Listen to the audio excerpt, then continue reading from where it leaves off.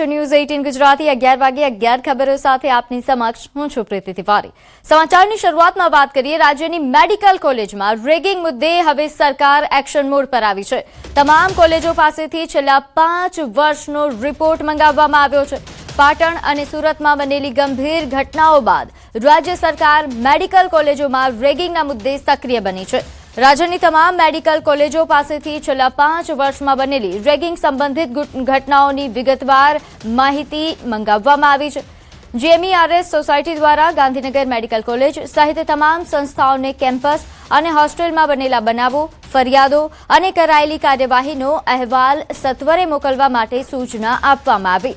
તમામ મેડિકલ કોલેજોમાં છેલ્લા 5 વર્ષની રેગિંગ ઘટનાઓનો રિપોર્ટ માંગવામાં આવ્યો છે। પાટણ અને સુરતની ઘટનાઓ બાદ સરકારનું કડક વલણ। હોસ્ટેલ અને કેમ્પસમાં એન્ટી રેગિંગ સ્ક્વોડ દ્વારા સરપ્રાઇઝ ચેકિંગ પણ હાથ ધરવામાં આવશે। પ્રથમ વર્ષના વિદ્યાર્થીઓને હેલ્પલાઇન અને ફરિયાદ પ્રક્રિયા અંગે માહિતી આપવાની છે। સિનિયર વિદ્યાર્થીઓને સ્પષ્ટ ચેતવણી આપવામાં આવી છે। તેમજ રેગિંગ શિસ્તબદ્ધ નહીં પરંતુ કાયદાકીય જે ગુનો કહેવામાં આવે છે ત્યારે દોષિતો સામે કડક કાયદાકીય અને શૈક્ષણિક કાર્યવાહી થશે તેવું સરકારનું વલણ। વધુ વિગત સાથે મારી સાથે સંવાદદાતા ગીતા જોડાયા છે। ગીતા, છેલ્લા ઘણા સમયથી રાજ્યમાં મેડિકલ કોલેજોમાં જે રેગિંગની ઘટનાઓ સામે આવી રહી છે, સરકાર એક્શન મોડમાં છે। શું પગલાં લેવાયા, શું સૂચનાઓ આપવામાં આવી? જી, ગુજરાતની મેડિકલ કોલેજની હકીકતની જો વાત કરીએ તો આ ઘણા સમયથી, હું એમ કહીશ કે વર્ષો પહેલાથી બનતી આ ઘટનાઓ છે, પરંતુ હવે ઉજાગર થઈ રહી છે એવું કહી શકાય, કારણ કે આ એક ગ્રાઉન્ડ રિયાલિટી છે। હાલ પાટણ અને સુરતની ઘટનાઓ બાદ સરકારે કડક વલણ અપનાવ્યું છે। રાજ્યની મેડિકલ કોલેજોમાં રેગિંગ મુદ્દે સરકાર હવે સંપૂર્ણ એક્શન મોડમાં જણાઈ રહી છે। તમામ કોલેજો પાસેથી છેલ્લા 5 વર્ષનો રિપોર્ટ મંગાવાયો છે। રાજ્યની તમામ કોલેજોને 5 વર્ષના રેગિંગ સંબંધિત ઘટનાઓની વિગતવાર માહિતી મંગાવવામાં આવી છે। ખાસ કરીને GMERS સોસાયટી દ્વારા ગાંધીનગર મેડિકલ કોલેજ સહિત તમામ સંસ્થાઓને કેમ્પસ અને હોસ્ટેલમાં બનેલા બનાવો, ફરિયાદો અને કરાયેલી કાર્યવાહીનો અહેવાલ સત્વરે મોકલવા માટે સૂચના આપવામાં આવી છે। ખાસ કરીને હોસ્ટેલ અને કેમ્પસમાં એન્ટી રેગિંગ સ્ક્વોડ દ્વારા સરપ્રાઇઝ ચેકિંગ કરવાની પણ સૂચના આપવામાં આવી છે। પ્રથમ વર્ષના વિદ્યાર્થીઓને હેલ્પલાઇન અને ફરિયાદ પ્રક્રિયા અંગે માહિતી આપવા માટે પણ જણાવ્યું છે અને સિનિયર વિદ્યાર્થીઓને સ્પષ્ટ ચેતવણી આપવા જણાવ્યું છે કે રેગિંગ એને હવે શિસ્તભંગ નહીં મનાય, એને કાયદાકીય ગુનો મનાશે। એટલે દોષિતો સામે હવે કડક કાયદાકીય અને શૈક્ષણિક કાર્યવાહી થશે એમ માની શકાય। જી, આભાર માહિતી આપવા બદલ।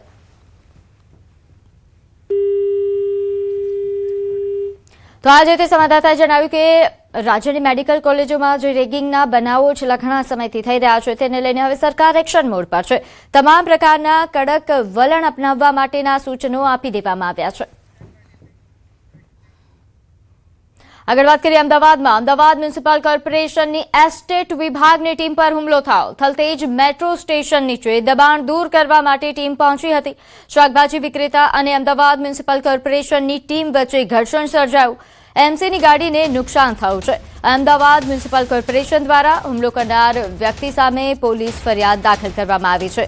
તો આ બનાવ અમદાવાદ મ્યુનિસિપલ કોર્પોરેશનની એસ્ટેટ વિભાગની ટીમ સાથે બન્યો, જેઓ દબાણ દૂર કરવા માટે અહીં પહોંચ્યા હતા અને તે દરમિયાન અહીં શાકભાજી વિક્રેતાઓ અન્ય સ્થાનિકો સાથે ઘર્ષણ સર્જાઈ હતી અને આ ઘર્ષણ દરમિયાન અમદાવાદ મ્યુનિસિપલ કોર્પોરેશનના વાહનને નુકસાન પહોંચ્યા હોવાની વિગત મળી રહી છે।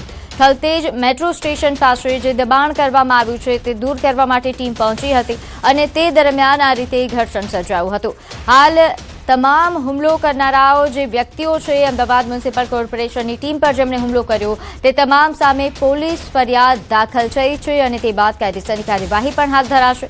તો અમદાવાદ મ્યુનિસિપલ કોર્પોરેશનની એસ્ટેટ વિભાગની ટીમ સાથે ઘર્ષણનો બનાવ। વધુ વિગત સાથે મારી સાથે સંવાદદાતા પ્રણવ જોડાયા છે। પ્રણવ, આજે ઘર્ષણનો બનાવ સામે આવ્યો છે, શું વિગત?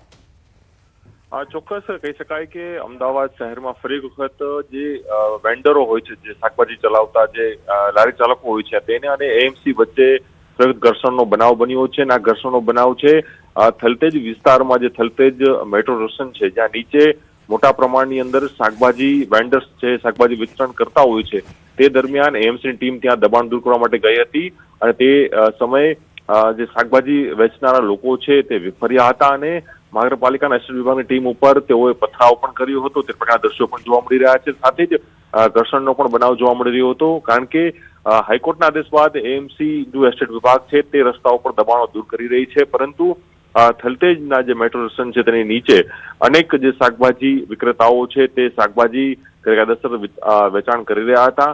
તેને લઈને મહાનગરપાલિકાની ટીમ ત્યાં પહોંચી હતી, પરંતુ શાકભાજી વિક્રેતાઓ છે તેઓ એએમસી ટીમ ઉપર હુમલો કરે છે. ત્યારબાદ સમગ્ર ઘર્ષણનો મામલો બને છે અને પોલીસ ત્યાં પહોંચે છે અને આખરે સમગ્ર મામલો શાંત પડે છે. પરંતુ સાથે જ મહાનગરપાલિકા દ્વારા તમામ જે હુમલો કરનાર વ્યક્તિઓ છે તેની સામે પોલીસ ફરિયાદ પણ અહીં દાખલ કરવામાં આવશે. જોવાનું છે કે આગળની કાર્યવાહી શું થાય છે. જી બિલકુલ, આભાર માહિતી આપવા બદલ. તો આજે તે સંવાદદાતાએ જણાવ્યું કે હવે જોવાનું રહેશે કે આગળની કેવા પ્રકારની કાર્યવાહી હાથ ધરાશે.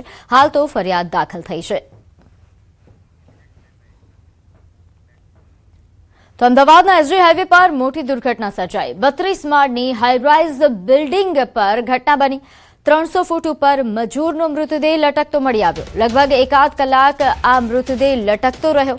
એસજી હાઈવે છારોડી તળાવ સામેની બિલ્ડિંગમાં ઘટનાનો બનાવ બન્યો છે. પ્રેમોન્ટ એડલિપ બિલ્ડિંગમાં ઘટના બની હતી. નોંધ્ય છે કે અહીં આત્મહત્યા કર્યા હોવાનું પ્રાથમિક તારણ સામે આવ્યું છે. જો કે વધુ તપાસ હાથ ધરાઈ છે. તો એસજી હાઈવે પર આ પ્રકારની ઘટનાનો બનાવ સામે આવ્યો છે, જેમાં એક મજૂર જે તેનો મૃતદેહ લટકતી હાલતમાં મળી આવ્યો. 300 ફૂટ ઉપર મજૂરનો મૃતદેહ 1 કલાકથી વધુ સમય સુધી લટકી રહ્યો હતો તેવી માહિતી પ્રાપ્ત થઈ રહી છે, જે બાદ આ મૃતદેહ નીચે ઉતારવામાં આવ્યો. હાલ પ્રાથમિક તારણ એવું કાઢવામાં આવી રહ્યું છે કે આ મજૂર દ્વારા આત્મહત્યા કરવામાં આવી છે, પરંતુ વધુ વિગત તપાસ થશે તે બાદ હકીકત સામે આવશે. ઓપરેટર હતો અમારા પ્રેમોન્ટ એડલિપ સાઈડનો, તો કોન્ટ્રાક્ટરનો ઓપરેટર હતો. સો આજે સવારે જોયું બધાએ તો હતો નહીં લેબર કોલોનીમાં. સો પછી સવારે કોઈ લેબરે જોયું તો ઉપર બોડી લબડેલી હતી. શું કારણ હોઈ શકે? પ્રાથમિક કોઈ કારણ એની ઘરમાં હા, ફેમિલી પ્રોબ્લેમ કોઈ હોઈ શકે, બાકી ઇન્ટરનલ કોઈ પ્રોબ્લેમ નહોતો. એસજી હાઈવે ઉપર 32 માળની આ બિલ્ડિંગ બની રહી હતી અને બિલ્ડિંગ ઉપરની એક ક્રેન હતી. એ ક્રેન ઉપર એક મજૂરનો લટકતો મૃતદેહ છે તે જોવા મળી રહ્યો હતો. ગઈ રાતે તેઓએ આત્મહત્યા કરી હોય તેવું જાણવા મળી રહ્યું છે. અત્યારે જે વહેલી સવારે તેઓ કામ પર ના આવ્યા અને ત્યારબાદ તેઓની શોધખોળ કરી ત્યારે જાણવા મળ્યું કે ક્રેન ઉપર છે લટકતા જોવા મળી રહ્યા છે.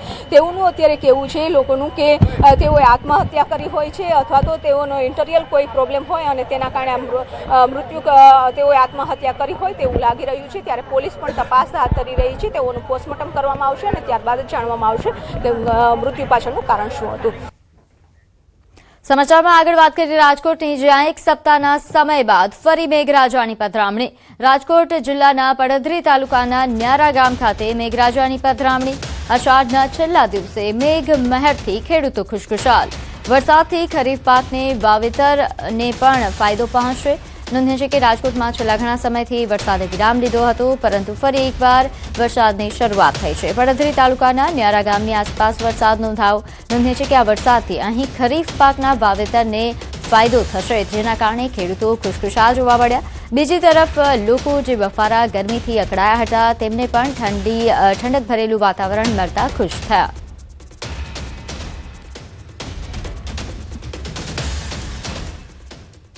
તો રાજસ્થાનના જોધપુરમાં તંત્રની બેદરકારીથી યુવાન ગટરમાં ખાબક્યો. એક પરિવાર ગટરના ખાડાના કારણે અકસ્માતનો ભોગ બન્યો.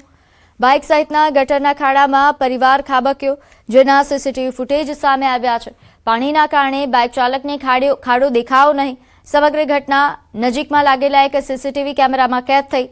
સદનસીબે ખાડો વધારે ઊંડો ન હોવાથી મોટી દુર્ઘટના ટળી, પરંતુ તંત્રની આવી બેદરકારીના કારણે કોઈનો જીવ પણ જઈ શકે એમ છે.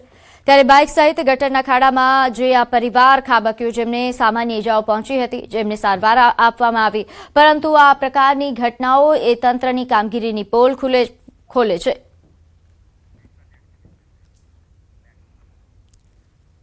તો મધ્યપ્રદેશના મંદસૌર સહિત અપસ્ટ્રીમ વિસ્તારમાં સતત થઈ રહેલા વરસાદના કારણે શિવના નદીનું જળસ્તર વધી ગયું છે. નદી પર આવેલા કાલાભાટા ડેમમાં પાણીની આવક વધતા ડેમના 2 ગેટ 3 ફૂટ સુધી ખોલવામાં આવ્યા. જેના કારણે પશુપતિનાથ મંદિર નજીક આવેલી નાની પુલિયા સંપૂર્ણપણે પાણીમાં ગરકાવ થઈ ગઈ. પુલિયા પાણીમાં ગરકાવ થતા તેના પરથી અવરજવર સંપૂર્ણપણે બંધ થઈ ગઈ છે. સુરક્ષાને ધ્યાનમાં રાખીને પોલીસે સ્થળ પર બેરિકેડિંગ કરી માર્ગને સંપૂર્ણપણે બંધ કરી દીધો.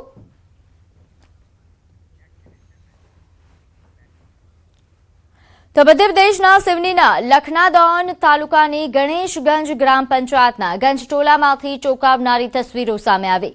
વરસાદ બાદ વિસ્તારમાં ભરાયેલા અંદાજે 5 ફૂટ પાણીમાંથી ગ્રામજનોએ જનાજો લઈને પસાર થવું પડ્યું. અંતિમ સંસ્કાર માટે ગ્રામજનોએ કરેલી આ જહેમત હવે વિકાસના દાવાઓ સામે સવાલો ઉભા કરે છે. તો બીજી તરફ મધ્યપ્રદેશના ખંડવામાં પોલીસ જીવન રક્ષક બની તેજ પ્રવાહમાં ફસાયેલા દંપતીનો જીવ બચાવ્યો. 3 પુલિયા પર બેરિકેડિંગ હટાવીને દંપતી પાણીમાં ઉતર્યું હતું. તેજ પ્રવાહમાંથી બાઇક સહિત મહિલા પુરુષ તણાવા લાગ્યા. ડ્યુટી પર તૈનાત હેડ કોન્સ્ટેબલ ધર્મેન્દ્ર માંડલોઈ અને કોન્સ્ટેબલ રાજુ ભવરે બહાદુરી બતાવી અને આ પોલીસ કર્મીઓએ પાણીમાં ઉતરી બંનેને સુરક્ષિત બહાર કાઢ્યા. પોલીસની સતર્કતાથી મોટી દુર્ઘટના ટળી અને 2 જિંદગીઓ બચી ગઈ.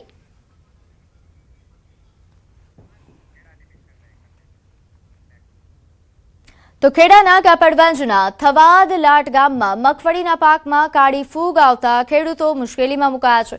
ગામમાં ખેડૂતોએ અંદાજે 300 વીઘા જમીનમાં મગફળીનું વાવેતર કર્યું.